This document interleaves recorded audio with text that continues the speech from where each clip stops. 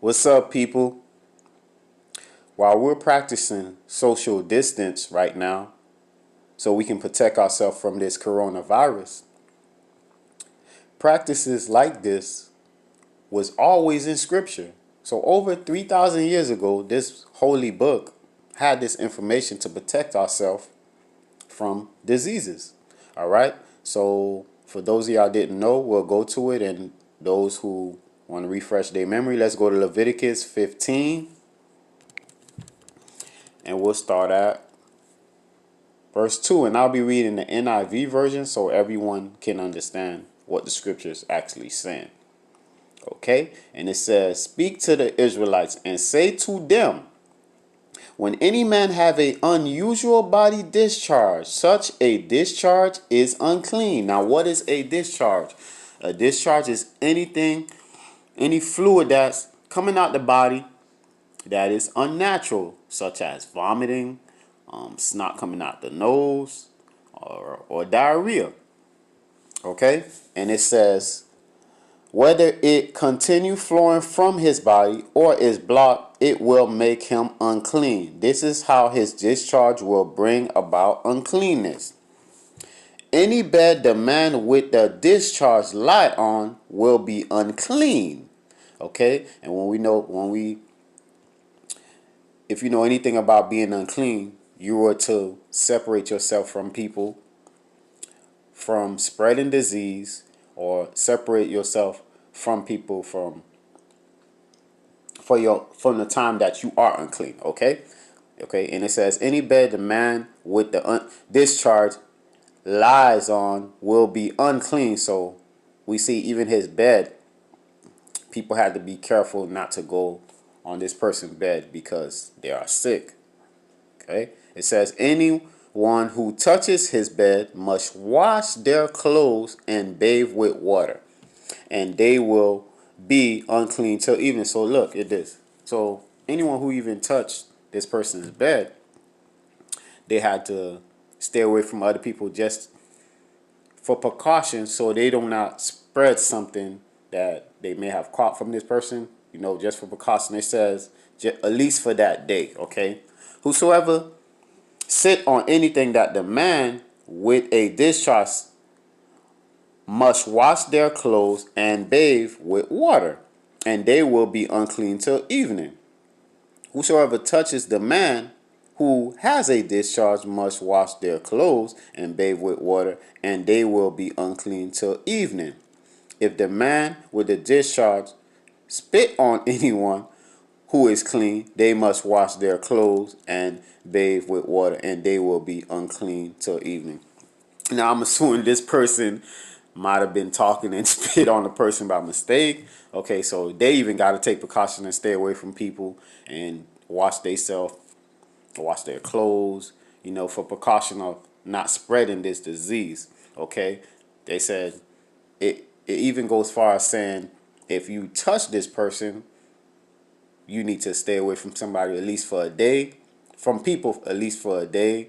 Wash your clothes, wash everything you had on, for precaution not to spread this disease. So notice the safety measures that the Bible is giving. So not only this is a holy book, this is a scientific book trying to protect us from disease. Okay. Everything the man sit on when, okay, I don't have my glasses, will be unclean, and whosoever touch any of these things that were under him will be unclean till evening. Whosoever picks up those things must wash their clothes and bathe with water, and they will be unclean till evening. Okay. Verse 10. Anyone the man with a discharge touches without rinsing his hands. So notice it says you got to wash your hands. Okay. With water must wash their clothes and bathe with water, and they will be unclean till evening. Okay. So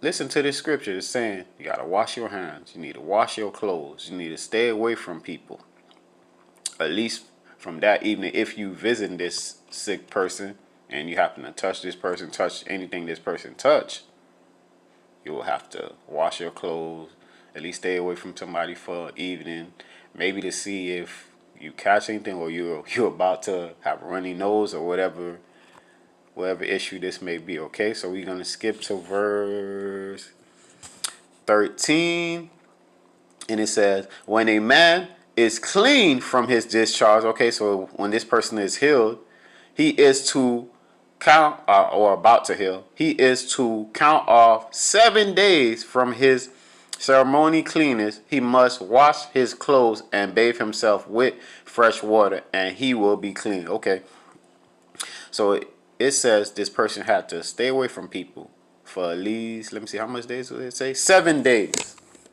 7 days until this person is healed up and don't have this discharge coming out of them anymore, and then they will be healed, and then they can go around people again. Okay, so here is precaution on how to be safe of not spreading disease in Scripture. Okay, and another scripture that's very interesting to me, man, that I love is Leviticus chapter 12. So let's go there real quick. And this is about when women give birth. Okay, Leviticus chapter 12, and we'll start at verse 2. Okay, it says, say to the Israelites, a woman who becomes pregnant and give birth to a son will be ceremony unclean for 7 days, just as she is unclean during a monthly period. Okay, then, okay, let's skip to verse 4, and it says, then the woman must wait 33 days to be purified from her bleeding.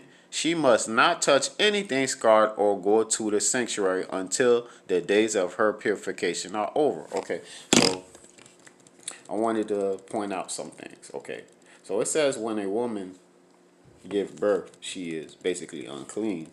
Okay, and it says she must stay away from certain things for 30 days. Now, we know, I have several kids, and whoever have children, they know that you're instructed by the doctor to not have sexual activity for at least a month. Because why? The woman have discharge up until probably the whole month. And she's opened up, she have to heal. And notice the scripture is saying about the same time, 30 days.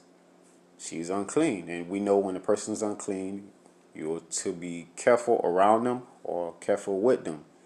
Maybe to not causing the disease, or maybe to not even harm them. Because somebody may harm their wife by trying to do something that the doctor says not to do. And notice the scripture saying same thing. Stay away from this person. Why? They are unclean. We know when a person is unclean, you are to have precaution around them. So this is very beautiful that here we see in scripture instructions on what to do after having children. And the Bible told us this long time ago, and some doctors probably just found this out, 100 years ago, maybe a few centuries ago. So just wanted to share this with you guys. Peace. Shalom.